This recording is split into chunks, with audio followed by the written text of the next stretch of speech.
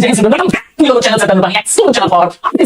और आज बारी है विद दी फोटोग्राफर, मतलब फोटोग्राफर के साथ। क्या आपको फोटो खींचना पसंद है? जहां चाहते हैं बस अपना कैमरा निकाला, पोज दिया और फोटो खींच लिया। ना लाइट की टेंशन करनी है और ना समय का टेंशन करना है। किसी समय भी किसी भी पोजीशन पे हम जब चाहते हैं जहां चाहते हैं अपना फोटोग्राफ ले लेते हैं। तो कितना आसान हो गया है आज मॉडर्न एरा में फोटोग्राफी लेना। और बात करूंगा आज के चक्कर में जब फोटोग्राफी कराने के लिए हमें स्टूडियो जाना पड़ता था। एक बड़े से कैमरा, जैसे हम डिवाइस कह रहे हैं, एक बड़े से कैमरे में क्या करना पड़ता था, एक फोटोग्राफर को जाना पड़ता था, अंदर झुक करके एक ब्लैक क्लोथ से अपने आप को ढक करके फोटो लेने पड़ते थे। और फोटो के लिए लाइट और बहुत सारे एंगल्स का ध्यान रखना पड़ता था। तो वो युग, वो जमाना अब बीत चुका है। तो ये एक हिलेरियस कहानी है जिसमें आपको एक बॉडी शेमिंग करने वाला, मतलब आपको कह सकते हैं कि आज बुरा लगेगा जब आपको कोई फोटोग्राफर कई सारे तरीकों से बैठने, चलने, उठने और आपको टच करेगा आपका फोटोग्राफ लेने के लिए। क्योंकि आज हम खुद ही जब चाहते हैं तब एंगल बनाते हैं, फेस बनाते हैं और फट से क्या करते हैं, फोटोग्राफ ले लेते हैं। क्या कहते हैं? तो चलिए बिगिन करते हैं with the photographer by Stephen Leacock. तो एक दिन नरेटर, ध्यान दीजिएगा, ये फर्स्ट पर्सन के फॉर्म में लिखी गई ये एक स्टोरी है जिसमें एक अननेम्ड नरेटर है और वो फोटोग्राफ कराने अपना गया है स्टूडियो पे।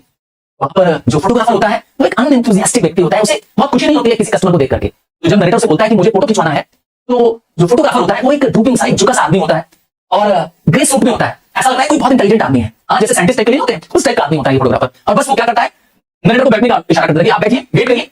और नरेटर वेट करने लगता है। वेट करने के दौरान जहां वेट कर रहा होता है वहां कुछ बुक्स रखी होती हैं। वो books ladies companion, girls magazine, in fact journal, ये सब पढ़ रहा होता है, पर ये सारे ओल्ड एडिशंस पढ़ रहा होता है, वहीं रखी होती हैं।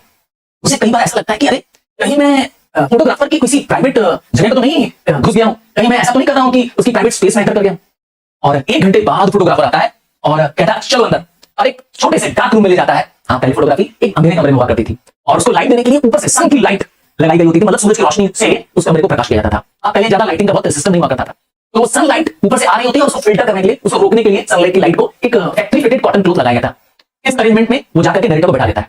नरेटर को बैठाने के बाद ही वो बड़े से डिवाइस, बड़े से कैमरे के अंदर अपना फेस इन करता है और फेस इन करके ब्लैक क्लॉथ अपने ऊपर डालता है ताकि वो नरेटर का फोटो खींच सके। और 1 सेकंड में ही, मतलब 1 सेकंड में, एक पल में क्या करता है, कैमरे से बाहर निकल आता है और कुछ हताश सा होता है, डिसअपॉइंटेड सा होता है फोटोग्राफर, और जाकर के जहां से सनलाइट आ रही होती है उस जगह को एक हुक स्टिक से फाड़ देता है ताकि और लाइट अंदर आ सके। और फिर आकर के नरेटर से कहता है कि तुम्हारा चेहरा ठीक नहीं है, मैं तुम्हारे चेहरे से सेटिस्फाइड नहीं हूं, कुछ गड़बड़ है।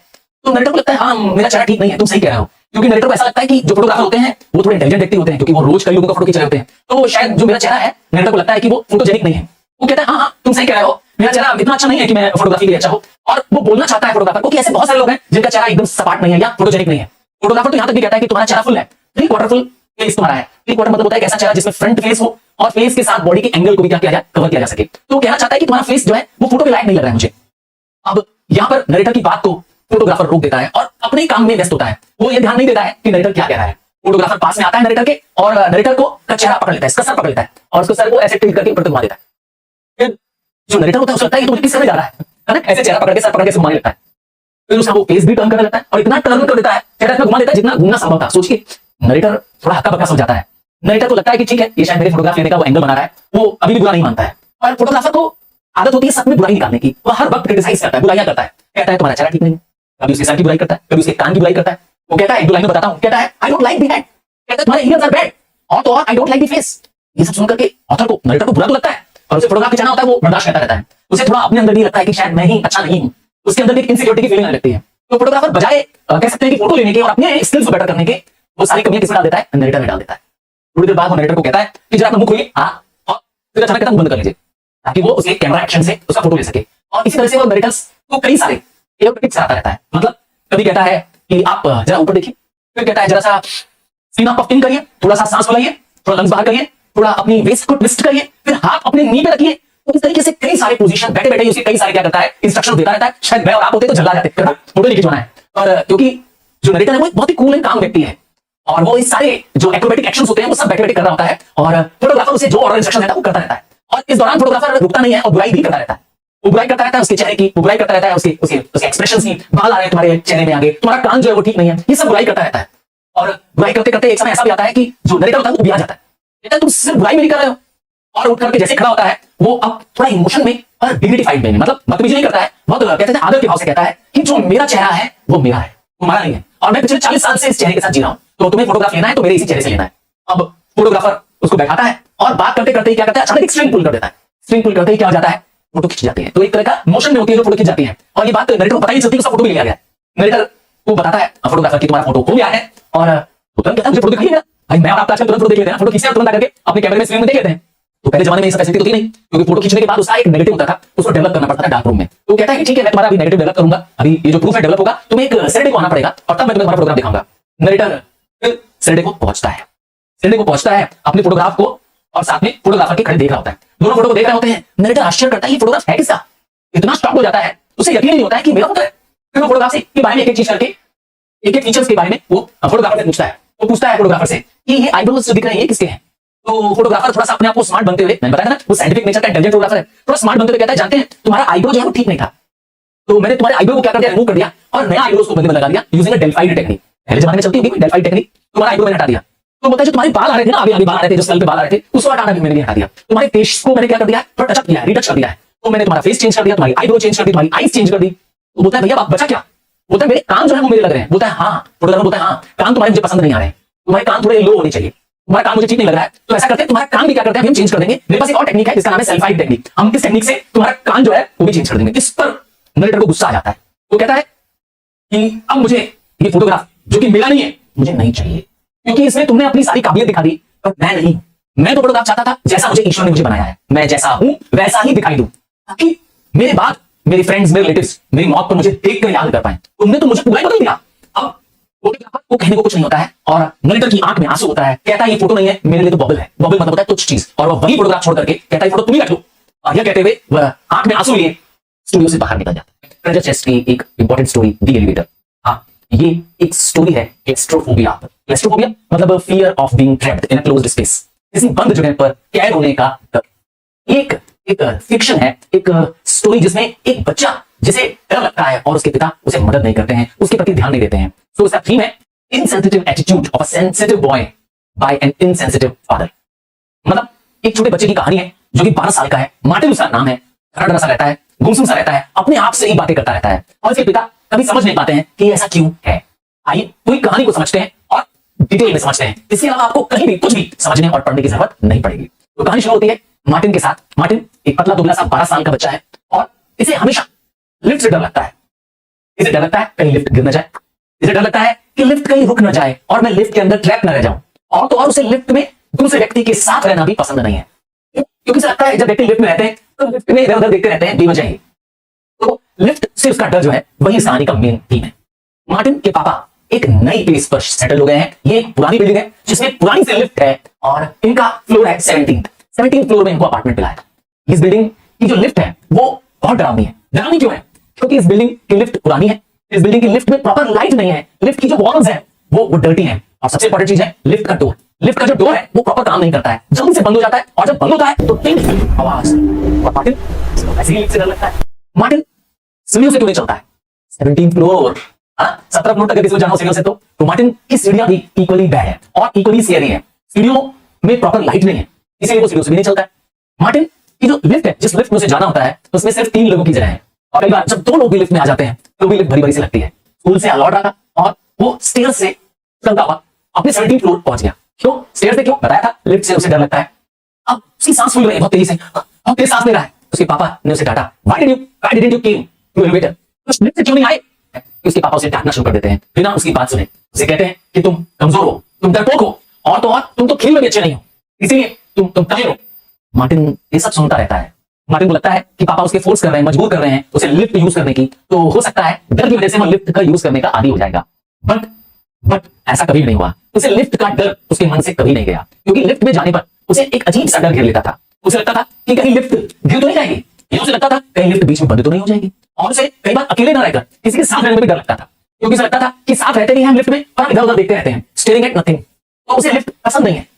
आज उसे लगता है कि पापा अगर मजबूर कर रहे हैं लिफ्ट में चढ़ने के लिए तो हो सकता है मेरी आदत बन जाए। जैसे स्कूल में बच्चे मुझे बुलिंग करते हैं, जैसे स्कूल में बच्चे मुझे ताने कसते हैं, तो मुझे सुनने की आदत से हो गई है, तो हो सकता है एक दिन मुझे लिफ्ट में चलने करने की भी आदत सी पड़ जाएगी। बट कभी भी ऐसा नहीं होता है।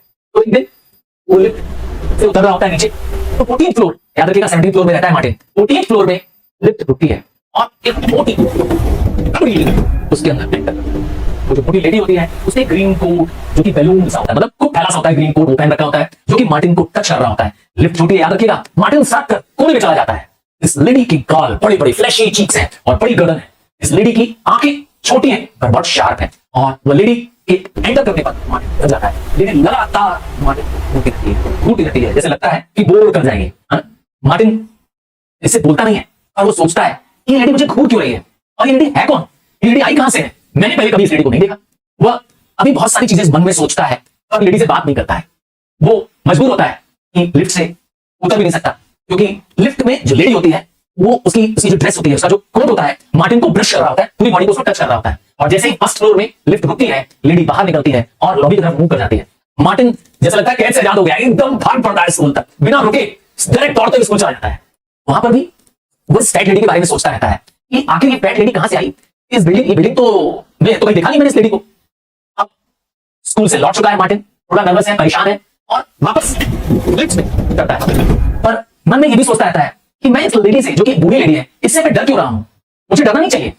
वो लिफ्ट में एंटर करता है और उम्मीद करता है कि लिफ्ट उसे 17 फ्लोर तक ले जाएगी। याद रखिएगा 17 फ्लोर में मार्टिन रहता है और 3rd फ्लोर पर लिफ्ट आके रुकती है और जो डर था वही हुआ।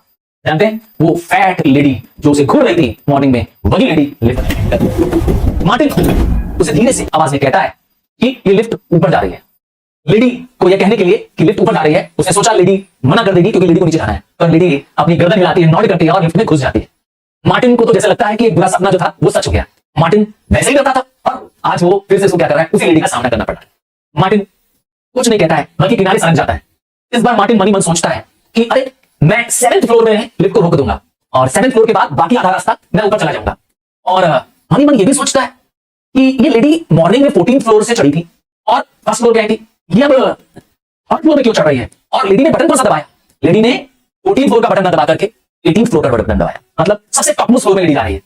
अब मार्टिन दुबका सा है, लेडी उसे घूरे जा रही है, देखे जा रही है और मार्टिन को लगता है कि मैं लिफ्ट का बटन दबा करके 7th फ्लोर में उतर जाऊंगा और फिर वहां से क्या करूंगा, बाकी सीढ़ी पे चला जाऊंगा।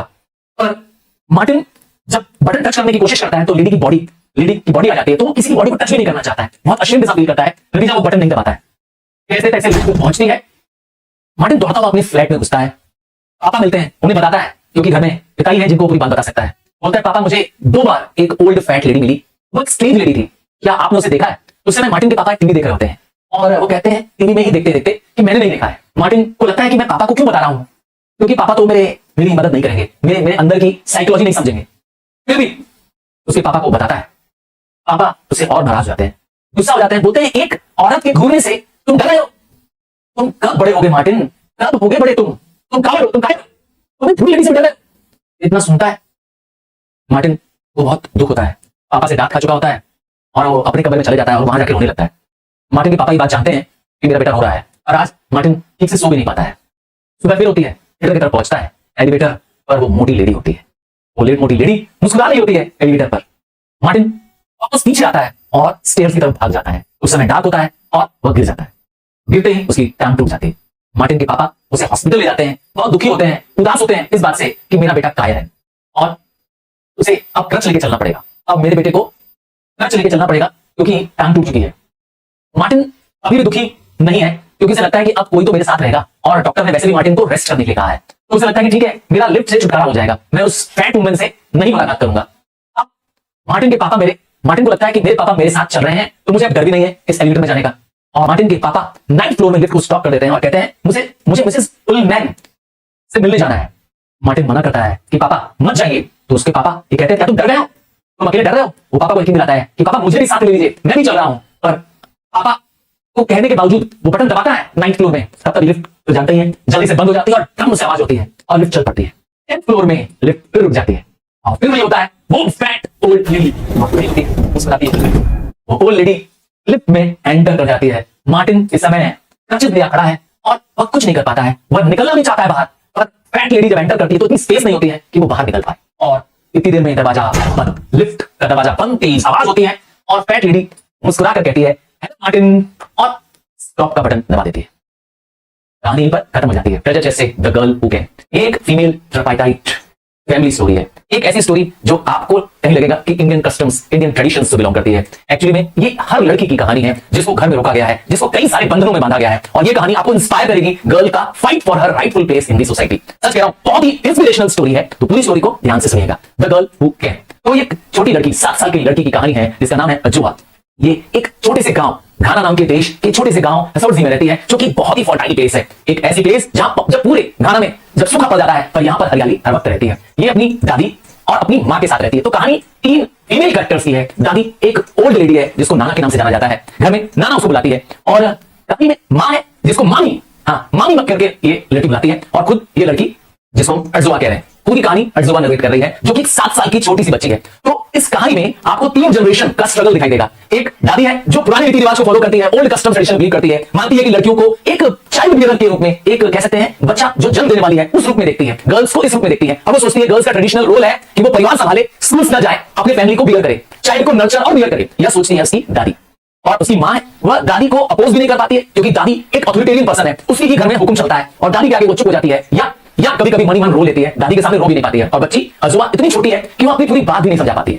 तो कहानी में अर्जुआ कभी कभी अपना खाना ना खाती, तब उसकी दादी उसे डांटती, कहती कि तुम जिंदगी में और भी प्रॉब्लम्स को फेस करने वाली हो, तो इसलिए जल्दी से क्या करो, फूड फिनिश कर दो।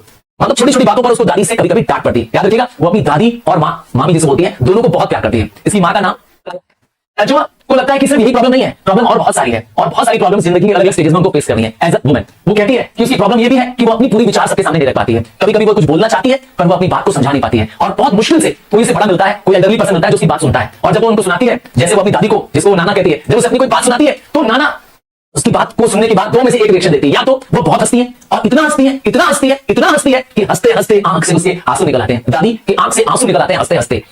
और यहां पे बात खत्म नहीं होती है, दादी यही बात किसी दूसरी एल्डरली वुमन के साथ शेयर कर लेती है, और वो वुमन भी हंसते हंसते हंसते तब तक हंसते रहती है जब तक आंख से क्या निकल आए, आंसू ना निकल आए। ये प्रोसेस कभी कभी तीसरी, चौथी और 5वीं वुमन तक भी कैरी ऑन होता है। तो या तो अर्जुआ की बात को सुनकर के दादी हंसती है, और या तो उसको डर लगा देती है, कहती है नेवर नेवर रिपीट इट, इस बात को कभी किसी के आगे रिपीट मत करना। अभी छोटी सी बच्ची है, 7 साल की लड़की है, उसे क्या मालूम क्या बड़ों के सामने बोलना है क्या नहीं बोलना है। तो हर बात उसको रोका टोका जाता है, जैसा कि गर्ल चाइल्ड के साथ होता है। उसे कई चीजों को कहने से नहीं दिया जाता है, उसके मन में उसके विचार रह जाते हैं। तो इस तरीके से ये अर्जुआ की प्रॉब्लम है। उसे महसूस होता है कि दादी उसकी बहुत अच्छी है, वो अपनी दादी को बहुत प्यार करती है, मां को बहुत प्यार करती है, बट दादी का एक ही कंप्लेन है, दादी की एक ही शिकायत है। दादी खुश इस बात से है कि वह इसके घर की पहली लड़की है, अर्जुआ घर की पहली बॉर्न फीमेल चाइल्ड है, इस बात पे तो दादी खुश है। बट दुख इस बात का है कि अर्जुआ के पैर पतले हैं और लंबे हैं, too long for a woman. उसका मानना है, दादी का मानना है, ये पैर बहुत पतले हैं, स्पिंडल शेप्ड पैर हैं, जैसे कांटी होती है ना जिसमें तागा लपेटते हैं, वैसा स्पिंडल होता है। तो स्पिंडल शेप्ड इसके पैर हैं, जो कि टू थिन है और इतने स्ट्रांग नहीं है, इतने मजबूत नहीं है, इतने उसमें मसल्स नहीं है, काफ मसल्स कहते हैं, जो पैर में मसल होती है उसे काफ मसल कहते हैं, इतनी स्ट्रांग नहीं है जिसकी वजह से वो एक स्ट्रांग हिप को सपोर्ट कर पाए। और जब बॉडी में गर्ल के स्ट्रांग हिप नहीं होगा तो वो बेबी को प्रॉपर बियर नहीं कर पाएगी। तो यहां पर दादी इसीलिए नाराज होती है, और इस बात के लिए कई बार घर में इसी बात पर झगड़ा चलता है, इसी बात पर बहस चलती है कि अर्जुआ के पैर बहुत पतले हैं, अर्जुआ के पैर बहुत लंबे हैं, जो एक वुमन के जैसे नहीं लगते हैं। इसी बात पर दादी को हमेशा दुख होता है, मां को नहीं होता है। ध्यान दीजिएगा, मां ऐसा कभी नहीं कहती है, मां तो दादी के खिलाफ भी रहती है, पर वो दादी का विरोध नहीं कर पाती है, दादी के सामने वो चलती नहीं है, क्योंकि दादी की तेज आवाज के आगे मां की आवाज दब जाती है, क्योंकि दादी अपनी तेज आवाज से मां को डरा देती है, और मां सिर्फ सहम जाती है और अंदर ही अंदर रोती है। अर्जुआ अपनी मां की इस दर्द को महसूस कर पाती है, पर वो भी छोटी बच्ची है, वो भी कुछ नहीं कर पाती है। दादी हर वक्त पैरों के लिए उसकी मां को कोसती और मां को कहती कि तुमने एक ऐसे आदमी से शादी कर ली जिद करके, जिसकी वजह से तुम्हें लड़की पैदा हुई। तो अर्जुआ के लिए, अर्जुआ के खासकर पैरों के लिए दादी बहुत नाराज रहती है। उसे लगता है कि ये सही पैर नहीं है, या वो पैर नहीं है जो एक फीमेल के पास होने चाहिए। और मां जो है, जिसको मामी बोलती हो, मां जो है हर वक्त अपनी बेटी का सपोर्ट करती है। वो कहती है कि सोचिए घर में एक बेटी जिसके पैर है वैसे पैदा हुई है, सोचिए उन बच्चों को जो अपंग पैदा होते हैं, जिनके पैर डिफॉर्म्ड होते हैं। तब दादी यही समझाती है कि वो तो कुछ नेचर का, वो तो कुछ गॉड का मकसद है कि गॉड कुछ को ऐसा कर देता है, बट वो बहुत रेयर फिनोमेना है। पर पैर होना चाहिए तो ऐसे पैर होने चाहिए ताकि चाइल्ड एक वुमन बनकर एक चाइल्ड नर्चरर या रेयर बन पाए, मतलब एक स्त्री बन पाए और एक चाइल्ड पैदा करने वाली लेडी बन पाए। पैर ऐसे होने चाहिए। तो घर में इस बात पे कांस्टेंट झगड़ा चलता है। वो चाहती है, अर्जुआ 7 साल की है, वो चाहती है कि दादी को समझाए, मम्मी को समझाए कि मेरे पैरों की चिंता मत करिए, मेरे लेग्स ठीक है। बट मैंने कहा ना, वो अपने विचार रख नहीं पाती है, क्योंकि दादी का डोमिनेटिंग नेचर है। अब ये घर में चली रहा होता है, अर्जुआ दुखी रहती है, उसके मन में आता है कि जो वुमेन्स बेबी बॉर्न करती हैं तो उनके पैर मुझे देखना है। अब वो चाहती है उनके नेकेड पैर को देखना, क्या वो पैर दिखते कैसे हैं, इसके लिए बहुत प्रयास करती है। वो जानना चाहती है कि जो एल्डर वुमेन्स हैं वो उनके पैर देखने के लिए, उनके नेकेड पैर देखने के लिए कोशिश करती है। और आपको पता है वुमेन्स एक ऐसा लॉन्ग रैप क्लोथ पहनती हैं कि पैर दिखाई नहीं देते हैं। इसके लिए उसके मन में आता है कि क्यों ना जो रिवर है जहां पे वुमेन्स जाके नहाने जाती है इवनिंग में, मैं वहां चले जाऊं देखने के लिए। पर इसको परमिशन नहीं होती है ना, इसको अलाउ नहीं होता है, क्योंकि बहुत छोटी बच्ची है। तो अगर कभी कभी जाती भी है तो अपनी मां और दादी के साथ जाती है रिवर बैंक्स में, वो भी शैलो एंड में, जहां पर मतलब कम गहरा है, और वहां पर वो और गर्ल चाइल्ड जो भी होती है जो इसी एज की होती है।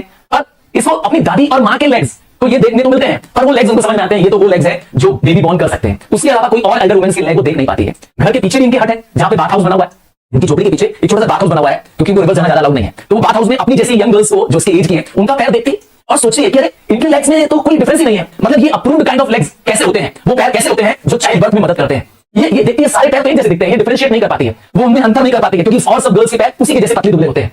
हालांकि एक कहानी में ये भी है कि अब ये जो स्कूल जाना पसंद करती है, एडजोवा को स्कूल जाना अच्छा लगता है, जबकि और जो बॉयज गर्ल्स है, एल्डर बॉयज गर्ल्स है, इन्हें दूर, इनके गांव से दूर 5 किलोमीटर दूर स्कूल है, वहां जाने में दिक्कत होती है। जबकि एडजोवा के लिए ये 5 किलोमीटर चल के जाना कोई बड़ा इशू नहीं है, उसे walking to the school enjoy लगता है, स्कूल उसके लिए नाइस प्लेस है। जबकि दादी सोचती है कि स्कूल में जाना लड़कियों के लिए, एडजोवा के लिए वेस्ट ऑफ टाइम है। और माँ, यस, जिसको वो मामी कहती है, मामी हमेशा सपोर्ट करती है। माँ कहती है कि मैं ना पढ़ पाई, मैं एक तरह के अंधकार में कैद हो गई, पढ़ाई ना करना मतलब एक तरह से अंधकार में कैद हो जाना। मैं चाहती हूं कि मेरी बेटी अजवा पढ़े। वो अपनी बेटी के लिए सपोर्ट करती है, यहां वो उसका पक्ष लेती है, कहती है कि मेरी बेटी पढ़ लेगी, लिख लेगी तो वो अपना नाम भी ले पाएगी, वो अपना नाम लिख पाएगी, पढ़ पाएगी, और तो और वो कुछ कैलकुलेशंस भी कर पाएगी, इसलिए चाहती है कि एडजोवा पढ़े। तो इस तरह से मां हर वक्त एडजोवा के सपोर्ट में को साया बनकर के अपनी बेटी का सपोर्ट करती है, और दादी हर चीज में विरोध करती है।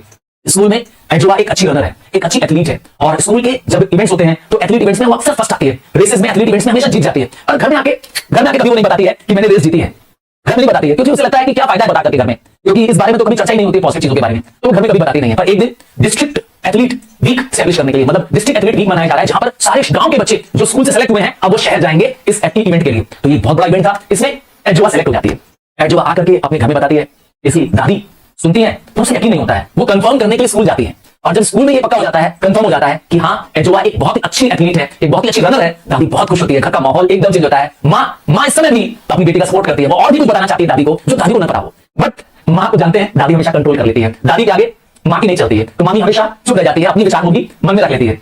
दादी इतनी खुश है, दादी इतनी खुश है कि अब वो बदल जाएगी, अब वो वाली दादी नहीं जो पहले बहुत सख्त हुआ करती थी। अब दादी खुद उसके कपड़े धोएगी, एडजोवा के कपड़े धोएगी, और धोएगी भी नहीं, साथ में प्रेस भी करेगी। और आयरन अगर घर पे नहीं है, जो पहले जमाने में आयरन चलता था जिसको स्त्री कहते हैं, वो एक नेबर से बोरो करके आएगी, मिस्टर कैंसल से बोरो करके आएगी। मिस्टर कैंसल है उनके एक नेबर है, उनसे वो बोरो करके लाती है एक चारकोल का प्रेस, सीढ़ी का टाइप का होता है, कोयले टाइप का होता है, उसे जला के प्रेस चलता था, पहले जमाने में चलते थे, उस स्टीम से लोहे के बड़े बड़े प्रेस होते थे, तो वो प्रेस करती रहती है इसकी यूनिफॉर्म को, एडजोवा की। इतनी खुश है दादी कि वो खुद प्रेस करती रहती है, आयरन करती रहती है, तब तक करती रहती है जब तक एडजोवा चिल्लाने देती है, अरे बस कर दादी, हो गया प्रेस मेरा यूनिफॉर्म। अब सोच लीजिए दादी कितनी खुश है, इसमें कितना एक्साइटमेंट है घर में। अब ये जब यूनिफॉर्म करके जाती है, देखो खुशी से चलती है, क्योंकि यूनिफॉर्म एक तो दादी ने खुद धोया है और खुद आयरन किया है, और दादी की दादी की तो बात ही मत पूछो, दादी तो खुद बेटी की तरह, अपनी पोती की तरह, एडजोवा की तरह खुद तैयार हो जाती है। वह जब डिस्ट्रिक्ट एथलीट वीक चल रहा होता है तो दादी खुद बच्चों के पीछे रहती है, स्कूल के बच्चे आगे आगे और वो उनके पीछे पीछे। एक पुरानी कपड़े को अपने पुराने कपड़े को अच्छे से स्टार्ट कर दे, नहीं होते मार लगा देना कपड़े को, जिससे कपड़ा बहुत स्टिफ हो जाता है, टाइट हो जाता है, और दादी जब चलती है ना तो कपड़े से क्रीकिंग की आवाज आती है, हाँ कपड़े से क्रीकिंग की आवाज आती है दादी के पासिंग बाय करने से, और दादी को बहुत गर्व महसूस होता है अपनी पोती को आगे चलता हुआ देख, और बच्चों के आगे, और दादी भी ऐसे चलती है जिससे मानो कहीं जा रही है, और वो अपनी दिशा में बच्चों के पीछे पीछे चलती है, वो हर इवेंट में जाती है। और जब डिस्ट्रिक्ट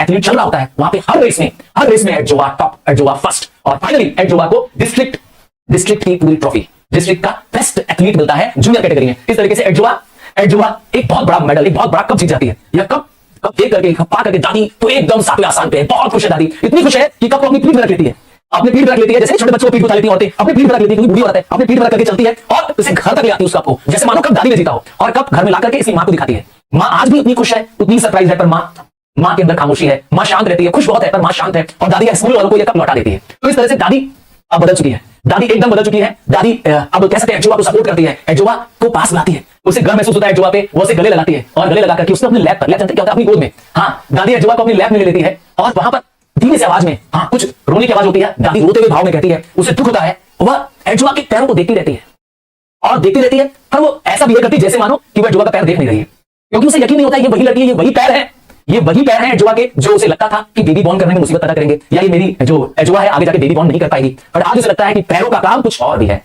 सिर्फ बेबी बॉर्न करना औरत का काम नहीं है, वह पैरों से और नई मंजिलें पा सकती है, नई ऊंचाइयों को छू सकती है। यह यकीन अब दादी को हो जाता है, इसलिए वो माफी मांगती है, वो गिल्टी महसूस करती है, उसे लगता है कि इसके पैर भले फ्लैशी ना हो, इसके पैर भले थिन लीन हो, लॉन्ग हो, बट ये और बहुत सारे नए काम कर सकते हैं सिवाय चाइल्ड बर्थ के। तो इस यकीन के साथ दादी बहुत खुश होती है, घर में बहुत खुशी का माहौल रहता है, और घर में सिर्फ कह सकते हैं कि एक इवेंट में इस एडजोवा की एक एबिलिटी ने साबित कर दिया द गर्ल हू कैन, साबित कर दिया कि अगर समाज में कोई पुरानी रीति रिवाज है, पुरानी परंपराएं हैं, तो उनको तोड़ने का हिम्मत आपको करना पड़ेगा। यस माय गर्ल चाइल्ड, तुमको करना पड़ेगा। ऐसे बहुत लोग मिलेंगे जो आपके पांव खींचेंगे, आपकी जमीन आपकी तरफ से खींचना चाहेंगे, आपको गिराना चाहेंगे, पर मेरी गर्ल चाइल्ड को डरना नहीं है, हिम्मत रखनी है, हौसला रखना है, और अपने उस ईश्वर पे विश्वास रखना है। यकीन जानिए आपकी मां आपके साथ है, आपका परिवार आपके साथ है, बस आपको हिम्मत नहीं हारनी है। यही इस कहानी का मैसेज है, द गर्ल हू कैन।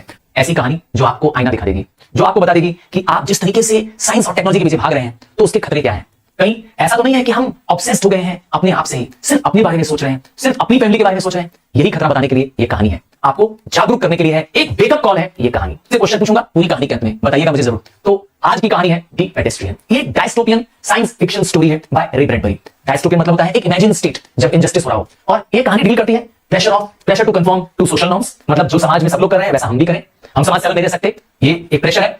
और the danger of technological advancement, science आगे बढ़ती जा रही है तो इसके कुछ खतरे भी हैं क्या? हाँ, इसके खतरे हैं, इस कहानी में आप इस खतरे को जानेंगे। और the horrors of the government control, और किस तरीके से गवर्नमेंट सुपर पावर पे जा रही है, उसके पास एक्सट्रीम पावर्स आ गए कंट्रोल करने की। इन खतरों को बताती है ये कहानी द पेडेस्ट्रियन। इसको पब्लिश किया गया था द रिपोर्टर में अगस्त 7, 1951 में। तो ये कहानी danger of isolation, absence of community के बारे में बताती है, हमें चेतावनी देती है कि अगर हम सिर्फ और सिर्फ अपने बारे में सोचेंगे, अपने और अपनी फैमिली के अंदर रह जाएंगे, तो हम समाज से कट जाएंगे। लोगों को जो समाज में रहना चाहते हैं, लोगों से मिलना जुलना चाहते हैं, उनसे हम दूर हो जाएंगे। यही बताती है, यही चेतावनी देती है हमें ये कहानी। कहानी है लियोनार्ड मीड। याद रखिएगा, ये फ्यूचरिस्टिक कहानी है, 2053 की कहानी है। लियोनार्ड मीड एक यंग व्यक्ति है जिसे रोज वॉक पे जाना बहुत पसंद है, यही उसका सबसे फेवरेट काम है। और आज रात जैसे हर रात वो निकलता है, 8 बजे, नवंबर का महीना है और वह निकल चुका है वॉक पर।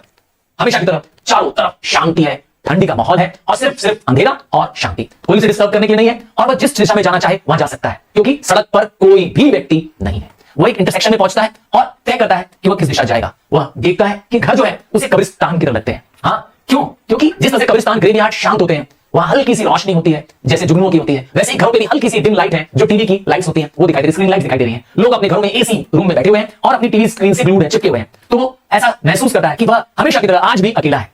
जब वो बाहर निकलता है तो उसकी जो सांसें होती हैं, जब वो ब्रेथ आउट करता है तो उससे जो एयर में जो स्मोक पैदा होती है, हाँ आपके मेरे साथ भी होती है, ठंडी के दिनों में जब बहुत ठंडक होने लगती है, तो जब आप सांस छोड़ते हैं तो ऐसा लगता है कि मानो आप सिगार का धुआं छोड़ रहे हैं। ऐसी ही ठंडक होती है, ऐसे ही उसके ब्रेथ से क्या हो रहा है, स्मोक की तरफ बाहर निकल रहा है। वो नेचर पसंद व्यक्ति है, वो नॉट नीड रात को निकलता और आधी रात को घर लौटता। ये उसके मीलों तक चलने की आदत हो चुकी है और वो अपने मन में हमेशा सोचता रहता। उसे लगता है कि जो घरों में दिखाई दे रहे हैं, उन्हें जो परछाइयां हैं, जो हमारे इंसानों की परछाइयां हैं, उसे वो ग्रे फैंटम्स मतलब गोस्ट की तरह लगती हैं। उन घरों से हल्की सी फेंट सी आवाज भी आती है अगर कुछ खिड़कियां खुली होती है, पर वो आवाज क्लियर नहीं होती है। वो विंडो से आने वाली आवाज सिर्फ एक मर्मरिंग की आवाज होती है जो क्लियर नहीं होती है। हार्ड सोल्स के शूज अब वो नहीं पहनता है। लियोनार्ड ये जान चुका है कि हार्ड सोल के शूज जो होते हैं वो आवाज करते हैं, इसलिए वो अब स्नीकर्स पहनता है, इसलिए ताकि शोर ना हो रात के समय। क्योंकि जब शोर होगा तो डॉग्स होंगे, ओनर्स होंगे जो जाग जाएंगे, हाँ जो होम ओनर्स होंगे जाग जाएंगे और वह सब उसकी तरफ क्या करने लगेंगे, लाइट जला देंगे। तो वो उन सब से बचने के लिए चुपचाप रात को निकलता है, स्नीकर्स पहन के निकलता है। रास्ते में वो तय करता है कि आज उसे वेस्ट की दिशा में जाना है जहां पे फ्रोजन सी है, क्योंकि ठंडक बहुत है और वह नेचर प्रेमी है। वह अलोन रहना पसंद करता है और नेचर के लैब में चले जाना चाहता है। और आज उसे चारों तरफ पेड़ों पर बर्फ की बड़ी बड़ी लेयर दिखाई देती है। दूर से वो महसूस करता है और जब वो नजदीक जाता है तो एक पेड़ की पत्ती को वो हाथ में उठा लेता है, देखता है उसका स्केलेटल फिगर, अर्थात पत्तियों में कैसे विंग्स बने हुए हैं, लीव्स की मिडल्स बनी हुई है, और वह से नजदीक ला करके उसकी रस्टी स्मेल को महसूस करता है। वो विस्पर करता है और कहता है घर वालों से, हेलो इन देयर, अरे आप लोग हैं घर पर। और वह घर से सोचता है पूछूं कि आज वो टेलीविजन में क्या देख रहे हैं, कहीं वो चैनल 4, चैनल 7 या चैनल 9 तो नहीं देख रहे हैं, तो कोई ना कोई एंटरटेनमेंट का वो कंटेंट देख रहे होते हैं। और वह ये सोचता रहता है, अपने आप से बात करता है और महसूस करता है कि मैं एक एरिज़ोना के डेजर्ट में आ गया हूं। एक विंडी कोल्ड डेजर्ट है एरिज़ोना, और महसूस करता है कि मैं एक एरिज़ोना के डेजर्ट में खड़ा हूं जहां दूर तक हजारों मील तक सिर्फ और सिर्फ शांति है, खालीपन है। और ऐसा ही उसे यहां महसूस होता है। इतने घरों के बावजूद उसे अपने आप को एक लोनलीनेस सा महसूस होता है। और सड़कें जो होती हैं वही उसकी एक अकेली कंपनी होती है। सड़कें उसे लगती है जैसे मानो कि एक स्ट्रीट है, एक रिवर बेड है जो ड्राई हो चुका है। ऐसा लगता है कि यही मेरी बस साथी है। वो कुछ मन में विचार करता है, चलता रहता है और हंसता है भी, और कभी कभी बीच में रुक जाता है, कुछ सोचता रहता है और फिर आगे बढ़ जाता है। वो यही सोचता है कि मुझे 10 साल हो गए इस तरीके से वॉक करते हुए, आज तक मुझे एक व्यक्ति नहीं मिला रात को। उसे आश्चर्य होता है और अब अचानक उसका पैर किसी से टकराता है, वो थोड़ा स्टंबल करता है, तो ध्यान से देखता है तो एक ग्रास और एक कह सकते हैं फ्लावर का कुछ हिस्सा साइड वॉक में ओवरग्रोन हो चुका है। एक सीमेंटेड पोर्शन है, इसकी वजह से वो आज स्टंबल करता है। फिर वो एक इंटरसेक्शन में पहुंचता है, मतलब एक चौराहे के पास पहुंचता है जहां दिन के समय तो गाड़ियों का ज़ूम लगा होता है, हर गाड़ी एक दूसरे से आगे बढ़ने की कोशिश करती रहती है और गैस स्टेशन खुले हुए हैं, गाड़ियों के एग्जॉस्ट से धुआं निकल रहा है। वो कल्पना करता है कि बाप रे, दिन में तो यहां खूब शोर होता है और गाड़ियां भरी रहती हैं इसी सड़क पर। अब रात को क्या है, शांति, एक भी गाड़ी नहीं है और एक भी व्यक्ति नहीं है। वह कल्पना करता है कि ये तो एक स्ट्रीम है, एक नदी है जो सूख गई है। रात के समय वो ड्राई स्ट्रीम की तरह नजर आते हैं ये हाईवेज।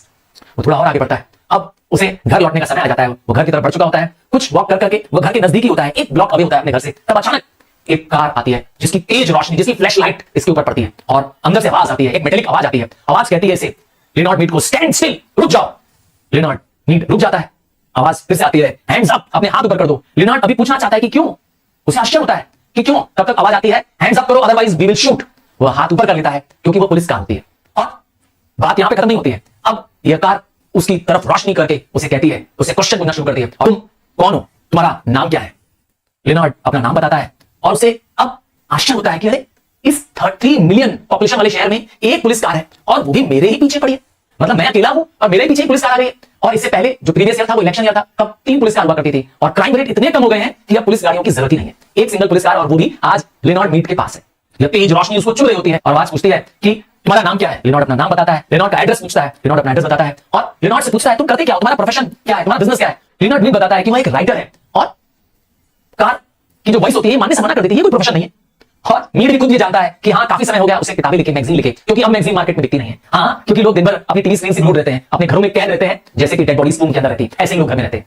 और मीड से पूछती है वो वॉइस कि तुम बाहर क्यों निकले हो, तो बोलता है वॉक करने। तो ये आवाज आश्चर्य भी करती है और शक भी करती है कि वॉक करने, तो पूछती है वॉक करने क्यों। वॉइस लिनॉर्ड मीड से क्वेश्चन करती है, walking where and for what, भाई क्यों वॉक कर रहे हो। लिनॉर्ड मीड एकदम नॉर्मल रहता है, बोलता है भाई मैं वॉक कर रहा हूं क्योंकि walking for air and walking to see. आश्चर्य हो जाता है उस वॉइस को कि तुम वॉक कर रहे हो। वो कई बार इसको रिपीट करती है, वॉकिंग वॉकिंग। तो सरप्राइज होती है वो वॉइस, वो फिर इंक्वायर करती है क्या तुम्हारे घर में एयर कंडीशन नहीं है, तुम्हारे घर में हवा नहीं है क्या, जो तुम हवा के लिए बाहर वॉक कर रहे हो। तो बता नहीं भाई मेरे घर में तो एयर कंडीशनर है। तब आवाज पूछती है क्या तुम्हारे घर में टेलीविजन है, ये कहता है नहीं मेरे घर में टीवी नहीं है। फिर वो आवाज पूछती है कि क्या तुम मैरिड हो, बोलता है नहीं मुझे लोग पसंद नहीं करते हैं। इस पर आवाज उसे कहती है कि जितना पूछे उतना जवाब दो। लिनॉर्ड मीड को वो डांट देती है। लिनॉर्ड मीड अब सोचता है कि अरे मैंने क्या गलत बताया, और तब तक वॉइस जो कार के अंदर से आ होती है उसे ऑर्डर देती है कि कार का दरवाजा खुल गया है, अंदर आ जाओ, तुमको अंदर बैठना है। लिनॉर्ड मीड आश्चर्य बोलता है अरे ऐसा मैंने क्या कर दिया। वो प्रोटेस्ट करना चाहता है पर उसकी हिम्मत नहीं होती है। वह कार के नजदीक आता है, कार के अंदर झांकता है तो उसके होश उड़ जाते हैं। जैसा कि उसने सोचा था कार में कोई नहीं होगा, ना आगे ना पीछे, कार पूरी खाली होती है। वह कार में बैठता है और कार की मेटालिक आवाज उसे कहती है कि अगर तुम्हारी वाइफ होती तो तुम्हारे लिए एलईडी बन जाती, अर्थात तुम्हारे लिए गवाह बन जाती कि ताकि तुम्हारे खिलाफ कोई एक्शन न लिया जा सके। एलईडी मतलब होता है प्रूफ देना कि क्राइम के समय तुम इस जगह मौजूद नहीं थे, होता है ना। तो तुम्हारी वाइफ भी तो नहीं है। और वह कार के अंदर जब बैठता है तो उसे महसूस होता है ये कार नहीं है बल्कि एक चलता फिरता जेल है, एक लिटिल सेल है, एक लिटिल ब्लैक जेल है। और कार के अंदर से जो आवाज आ रही होती है उस आवाज से वो पूछता है कि मुझे कहां ले जा रहे हो। तो कार कुछ प्रिंटेड करके, कुछ प्रिंटेड कार्ड में प्रिंट करते हुए लिखती है और लिख के क्या देती है कि तुम्हें हम ले जा रहे हैं psychiatric centre for research on regressive tendencies, अर्थात एक तरह से पागल खाने ले जा रहे हैं या चेक कराने कि तुम लोगों से अलग क्यों हो। रिग्रेसिव मतलब होता है जो चलते हुए जमाने से अलग सोचता है, करंट टेंडेंसीज से पीछे की तरफ सोचता है, जो पुरानी मान्यताओं को फॉलो करता है, ऐसे लोगों को कहते हैं रिग्रेसिव। तो इसके लिए तुम्हारे इलाज के लिए हम तुमको ले जा रहे हैं। और कार चल पड़ती है क्योंकि ये पुलिस कार है और ये सड़क से होती हुई जाती है। पूरी सड़क में सिटी में चारों तरफ अंधेरा ही अंधेरा है, सिर्फ एक घर जिसमें खूब रोशनी होती है, जगमग होती है। लिनॉर्ड मीड दिखाता है पुलिस कार को कि यही मेरा घर है, पर अंदर से कोई आवाज नहीं आती है। तो इस कहते हैं ना इस डार्कनेस में एक ही ब्राइट स्पॉट था, वो था लिनॉर्ड मीड का घर। और यह कार चुपचाप आगे बढ़ती रहती है, सड़कों को चीरते हुए, साइलेंस को चीरते हुए, और फिर वापस शहर में शांति। पंजाबी में सत श्री अकाल, इंग्लिश में हेलो एंड जय हिंद स्टूडेंट, हिंदी में नमस्कार, बंगाली में नमस्कार। आज सर इतनी भाषाओं में, इतनी लैंग्वेजेस में आज हमें वेलकम क्यों कर रहे हैं। आज का चैप्टर भी इसी पर है। जो अपनी भाषा से प्यार करता है वही जिंदगी में आगे बढ़ता है। निज भाषा उन्नति है, निज भाषा सब उन्नति के मूल, निज भाषा बिन मिटे न यह कसूल। तो we should not take our language for granted. हमें हमारी जो भी भाषा बोली जाती है हमारे घर में, हमारे पेरेंट्स द्वारा, हमारे रिलेटिव्स द्वारा, हमें उसको गर्व के साथ अपनाना चाहिए, क्योंकि हमारी भाषा ही हमारी गुलामी की चाबी है। आइए एक छोटी सी कहानी, दी लास्ट लेसन आपको बताऊंगा, आपको टच कर जाएगी कहानी और आपको यकीन हो जाएगा कि जो भी भाषा आप बोलते हैं, आप जिस भी स्टेट में रहते हैं, आपको अपनी भाषा पे गर्व होने लगेगा। तो आइए देखते हैं दी लास्ट लेसन। फ्रेंड्स, एक छोटा लड़का है जिस पर पूरी कहानी है। आज उसे स्कूल जाने में लेट हो गई है और वह स्कूल जाने से पहले सोचता है आज न जाऊं। आज उसे स्कूल जाने में लेट हो गई है और उसे अपने टीचर एम हेमल का डर होता है, क्योंकि उसने उनको पार्टिसिपल्स प्रिपेयर करने के लिए दिया था और पार्टिसिपल्स का इसे तो पी भी नहीं आता है। तो अब वो सोचता है कि काश आज मैं स्कूल ना जाऊं, क्योंकि बाहर जो है बहुत घूमने और मस्ती करने के मौके हैं। पूरा दिन वो चाहे तो घर के बाहर बिता सकता है, क्योंकि मौसम भी अच्छा है, चिड़िया भी चहचहा रही है और 100 मील के पीछे फील्ड में रशियन सैनिक जो है वो मार्च पास कर रहे हैं। तो ये सब उसको बहुत एंचेंटिंग लगता है, बट वो हिम्मत करता है और तय करता है कि आज मैं स्कूल जाऊंगा। और स्कूल जाने के रास्ते में जब वो दौड़ता हुआ जा रहा होता है तो देखता है बहुत सारी भीड़ है जो बुलेटिन बोर्ड के आगे लगी हुई है। बुलेटिन बोर्ड पिछले 2 सालों से कुछ ना कुछ बुरी खबर, कुछ ना कुछ बैड न्यूज दे रहा होता है। कभी बैड न्यूज होती है कि बैटल उन्होंने लॉस कर दिया है। कहानी एल्सेस की है, जो कि एक शहर है, एल्सेस लोरेन डिस्ट्रिक्ट का पार्ट है, जिसको जर्मनी ने जीत लिया है। हाँ, प्रशिया वो देश है जिसे पहले जर्मनी जिसका पार्ट हुआ करता था, अब ये प्रशिया के अंडर में चला गया है और इसलिए आज यहाँ पर प्रशियन सैनिक क्या कर रहे हैं, मार्च पास कर रहे हैं। तो ये बुलेटिन बोर्ड 2 सालों से बुरी खबर दे रहा है, कभी बैटल के हारने की खबर, तो कभी कुछ कमांडेंट के ऑर्डर्स आते रहते हैं। और आज यहाँ पर बहुत भीड़ है। एक ब्लैकस्मिथ अपने अप्रेंटिस के साथ, अर्थात अपनी ट्रेनिंग के साथ वहां मौजूद है, जिसका नाम है वॉचर। ये फ्रेंड्स को देख के समझ जाता है कि ये स्कूल जाने वाला स्टूडेंट है। उसे कहता है घबराओ मत, आज तुम्हें लेट नहीं होगी। फ्रेंड्स सोचता है कि ये ब्लैकस्मिथ मेरा मजाक उड़ा है, पर फिर भी वो दौड़ता हुआ स्कूल जाता है और उसे स्कूल पहुंचने पर महसूस होता है कि चारों तरफ शांति है। वो खिड़की से झांकता है और देखता है कि उसके टीचर एम हेमल एक आयरन रूलर अपने आर्म के नीचे दबाए वॉक कर रहे हैं। पूरी क्लास में शांति है और वह चुपचाप क्लास के अंदर एंटर कर जाता है। अगर क्लास में बहुत शोर हो रही होती है, नॉर्मली जब स्कूल चल रहे होते हैं तो बहुत सारे बच्चे क्या कर रहे होते हैं, एक साथ यूनिसन में पोएम्स रिसाइट करते हैं, लेसन्स रिसाइट करते हैं, डेस्क के ओपनिंग क्लोजिंग की आवाजें आती रहती हैं। बट आज तो एकदम साइलेंस है। ऐसा लग रहा है कि मानो आज संडे है।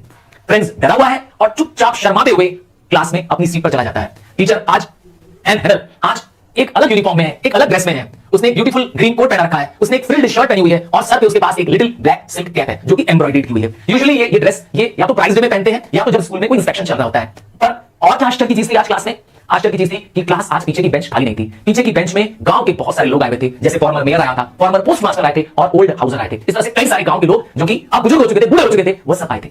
हाँ, अभी पता चलेगा क्यों आए थे।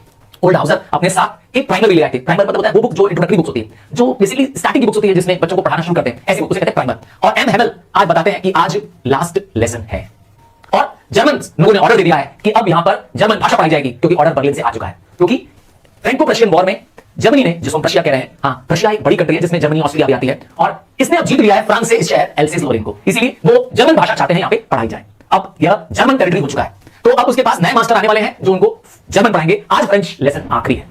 फ्रेंड्स को बहुत दुख महसूस होता है जब उसे यह पता चलता है कि वह अब इसके बाद फ्रेंच भाषा नहीं पढ़ पाएगा। एम हैमेल का डर, एम हैमेल की ये मार का डर, उसकी क्रैंकीनेस का डर आज उसके मन से चला जाता है, जब उसे यह लगता है कि ये टीचर एम हैमेल आज हमसे दूर हो जाएगा, आज के बाद हम इनसे नहीं पढ़ पाएंगे। और उसे थोड़ा दुख भी महसूस होता है कि 40 साल से जिस व्यक्ति ने यहां सर्विस किया, और गांव के सारे लोग जो आज बैठे हैं इसी सर्विस के रिगार्ड के लिए बैठे हैं, respect of the M Hamel बैठे हैं, वो सारे लोग अपने देश और अपनी भाषा से प्यार करते हैं, इसीलिए आज रिस्पेक्ट देने एम हैमेल को, क्योंकि उनका आज आखिरी लेसन है, इसीलिए वो वहां बैठे हैं। एम हैमेल स्टार्ट करते हैं और वो कहते हैं फ्रेंड्स से, यस फ्रेंड्स तुम अब रिसाइट करो।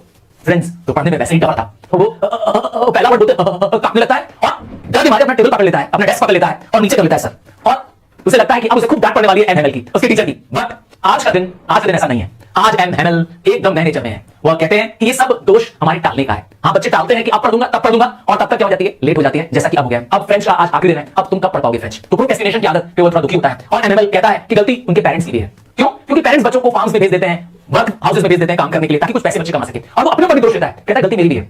कई बार मैं भी तुम लोगों को अपने फ्लावर्स को वाटर देने का काम दे देता हूं, और कभी कभी उसे खुद भी क्या होता है, फिशिंग करने जाना होता है तो क्लासेस को क्या करता है, टाल देता है। बट आज वो बताता है कि फ्रेंच लैंग्वेज जो है वो दुनिया की सबसे ब्यूटीफुल लैंग्वेज है, सबसे क्लियरेस्ट, सबसे लॉजिकल लैंग्वेज है, और वो उन्हें कहता है कि इस लैंग्वेज को तुम्हें संभाल के रखना है, क्योंकि ये लैंग्वेज ही तुम्हारी गुलामी की चाबी है। आप तब तक किसी गुलाम नहीं होते हैं जब तक आप उसकी भाषा को पूरी तरह से अपना लेते हैं। हाँ, मुझे इसको कहने में कोई एतराज नहीं है कि भारत आजाद तो हो गया अंग्रेजों से, पर अंग्रेजी से नहीं, याद रखिएगा मेरी बात को। Then they had lesson in grammar. अब उन्हें ग्रामर के लेसन पढ़ना शुरू करता है, और फ्रेंड्स को सब समझ में आता है। फ्रेंड्स को लगता है अरे इतना आसान है, मतलब उसे यह महसूस होता है कि आज मुझे सब समझ में आ रहा है, लगता है कि आज मैं बहुत ज्यादा ध्यान से सुन रहा हूं, और या तो आज टीचर हमारे एम हैमेल बहुत अच्छा पढ़ा रहे हैं। पर ग्रामर की बात क्या होता है, उसके बाद रिटर्न क्लासेस शुरू हो जाती है। अब राइटिंग का काम होता है। एम हैमेल ने आज बच्चों के लिए, सबके लिए एक एक नोटबुक रखी हुई है। उस नोटबुक में ब्यूटीफुल राउंड हैंड से लिखा हुआ है, क्या लिखा हुआ है, फ्रेंड्स एल्सेस, फ्रांस एल्सेस। ये नोटबुक उनको दी गई है ताकि वो उस पे लिखें। राइटिंग का क्लास है, और सारे लोग चुपचाप उस नोटबुक में लिखने लगते हैं, और पूरे क्लास में इतनी साइलेंस होती है, इतनी शांति होती है कि सिर्फ पेंसिल की स्क्रैचिंग की आवाज आती है जो पेपर पे स्क्रैच हो रही होती है, कितनी शांति होती है। और टीचर्स इस समय जो कूक कर रहे होते हैं, अर्थात कुकड़ कुक कर रहे होते हैं, टीचर्स जो ऊपर बैठे होते हैं रूफ पे, और वह सोच के फ्रेंड्स उनकी तरफ देख के फ्रेंड्स सोचता है कि क्या ये पिजन्स को भी ऑर्डर दिया जाएगा कि आप जर्मन भाषा में कूक करिए, जो कर रहा है फ्रेंड्स।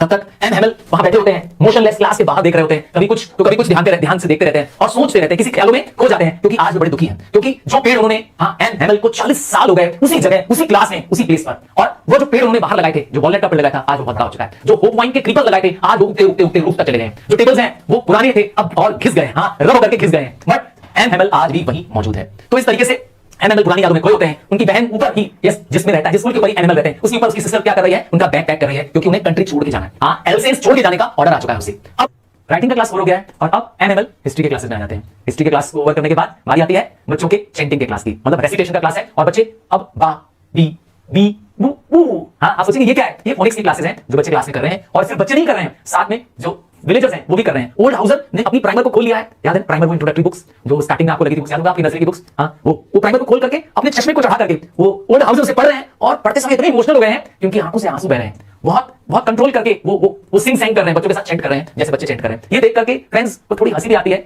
और फिर रोना भी आता है उसे, क्योंकि ये समझ नहीं पाता है फ्रेंड्स कि ये क्या हो रहा है। ये एक चीज फ्रेंड्स को अपने लास्ट लेसन की याद है, और ठीक उसी समय 12 बज जाते हैं और चर्च का क्लॉक घंटी देने लगता है, जिससे पता चलता है कि अब समय आ गया है मिड डे प्रेयर का।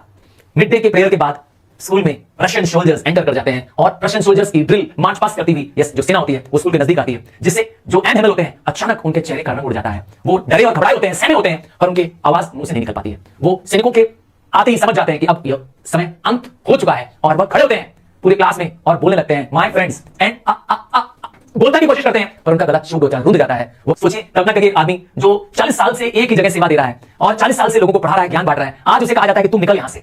तो कल्पना करिए उसके साथ, उसके दिल पे क्या बीत रही होगी। एम हैमेल दुखी है, पर वो कुछ बोल नहीं पा रहा है। अब वो दीवार की तरफ अपना फेस कर लेता है और चौक उठा करके लिखता है, बोर्ड पे लिखता है, विव ला फ्रांस। वो बच्चों को बोल भी नहीं पाता है कि क्या वो मत आए, बल्कि वो दीवार की तरफ फेस करते हुए, हैंड को बेंड करते हुए दीवार की तरफ बच्चों को इशारा करता है, इशारा करके बोलता है, the school is over, class is over.